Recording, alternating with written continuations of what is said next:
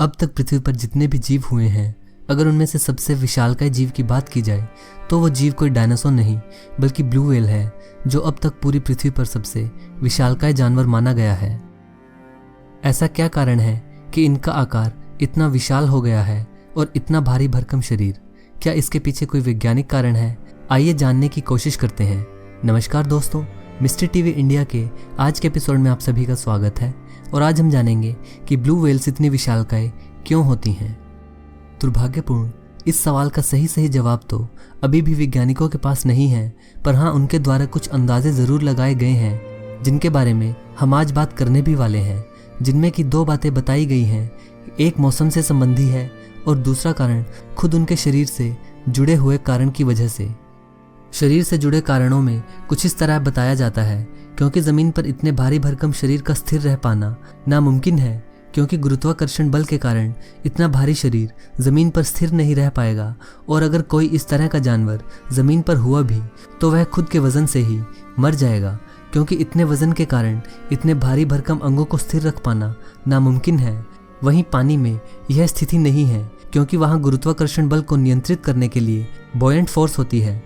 जैसे कि आप एक प्लास्टिक की गेंद को पानी की बाल्टी में डुबाते हैं तो वो ऊपर की तरफ आती है। इस फोर्स के कारण इतने विशालकाय शरीर पर पानी में कुछ भी बुरा प्रभाव नहीं पड़ता है, तो इसलिए इनका आकार बड़ा होने में एक तो यह परेशानी खत्म हो जाती है जो कि जमीन पर रह रहे जानवरों के लिए है। और इसी के साथ एक और बात गौर करने वाली है, वो यह है कि blue whales warm blooded animals हैं, यानी कि गर्म खून वाले स्तनधारी हैं। लेकिन नीचे क्योंकि पानी ठंडा होता है तो अपने शरीर को गर्म रखने के लिए बड़े आकार की आवश्यकता होगी, जिससे कि यह इतने ठंडे पानी में अपने आप को सुरक्षित रख सकें। क्योंकि जितना बड़ा शरीर पानी में रह रहे जानवर का होगा उतना आसान होगा उसे अपने शरीर को गर्म रखना। और जो दूसरा कारण इनके बड़े होने का दिया जाता है वो है एक एवोल्यूशनरी एडेप्टेशन, यानी कि क्रमागत उन्नति के अनुसार ढलने का कारण। तो जिसके लिए हमें जाना पड़ेगा लगभग 5 करोड़ साल पहले, जब व्हेल्स इस पृथ्वी पर आई थी और उनका विकास होना शुरू हुआ था। और क्योंकि 5 करोड़ साल पहले से यह स्तनपायी इस धरती पर है, तो इसके बहुत अच्छे आसार हैं कि इतने विशाल शरीर का कारण क्रमागत उन्नति ही है। इस थ्योरी की बात शुरू होती है पिछले हिमयुग यानी कि आइस एज के खत्म होने पर, और उसके दौरान जो हुआ उसके ऊपर। पिछला हिमयुग 26 लाख साल पहले आया था और जो कि लंबे 12 सालों तक के लिए चला था, जिसके अंतर्गत माना जाता है कि इनका और भी ज्यादा इस तरह से विकास हो गया।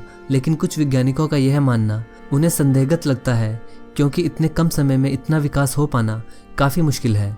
क्योंकि व्हेल्स का इससे पहले माना जाता था कि आकार केवल 15 फीट का था, जो कि अब लगभग 90 से 100 फीट तक पहुंच चुका है। अब तक हमें जो सबसे लंबी व्हेल मिली है उसका आकार 111 फीट था।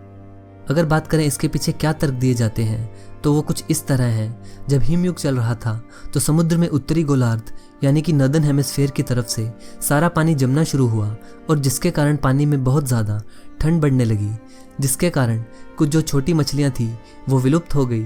लेकिन कुछ बड़ी मछलियाँ जैसे कि व्हेल्स उस समय अपने बड़े शरीर के कारण बच पाई थी, और उस हिमयुग के कारण जो नीचे समुद्र की गहराई में खाने के लिए पोषक तत्व थे वो सभी ऊपर आ गए थे, क्योंकि उस तरह हवाओं का कुछ इस तरह से चलन शुरू हुआ जिसकी वजह से यह हुआ था। पर जब यह सब हुआ उसमें यह पोषक तत्व पूरे समुद्र में नहीं बल्कि एक ही जगह में ज़्यादा इकट्ठा हो गए, और जिसके कारण व्हेल को शिकार करने में ज़्यादा आसानी हो गई।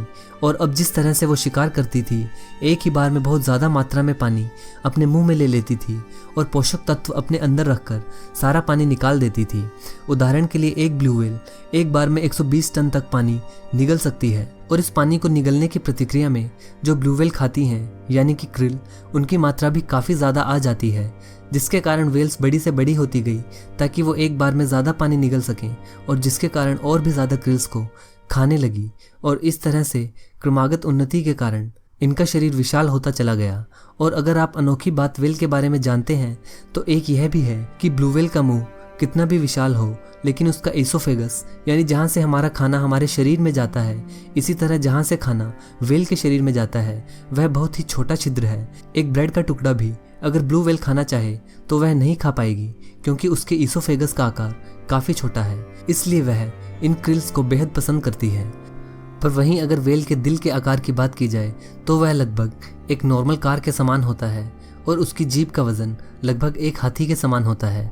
पर उनके इतने बड़े आकार होने के इन तथ्यों के बारे में वैज्ञानिकों का मानना है कि केवल यही नहीं, कुछ और भी कारण रहे होंगे जिसके कारण इनका आकार इतना विशाल हुआ है, जो कि अभी तक सामने नहीं आ पाए हैं। पर आज के समय में व्हेल्स जो खाती हैं उसकी मात्रा समुद्र में कम होती जा रही है, और क्योंकि पानी इंसानी गतिविधियों के कारण ऑक्सीजन की मात्रा में कमी ला रहा है, तो क्या व्हेल्स के लिए यह एक खतरे का संकेत है? पर क्या जिस तरह से व्हेल्स ने अपने शरीर को विशालकाय बनाया था, उसी तरीके से यह खाने की कमी होने के कारण अपने आप को छोटा करने में सक्षम रहेंगी? यह रोचक सवाल है। तो दोस्तों, यह थी 2 थ्योरीज जो व्हेल्स के विशाल आकार के बारे में बताती हैं। और आपको वीडियो पसंद आए तो इसे लाइक और शेयर ज़रूर करें, और अगर आप इस चैनल पर नए हैं तो चैनल को सब्सक्राइब ज़रूर करें। धन्यवाद।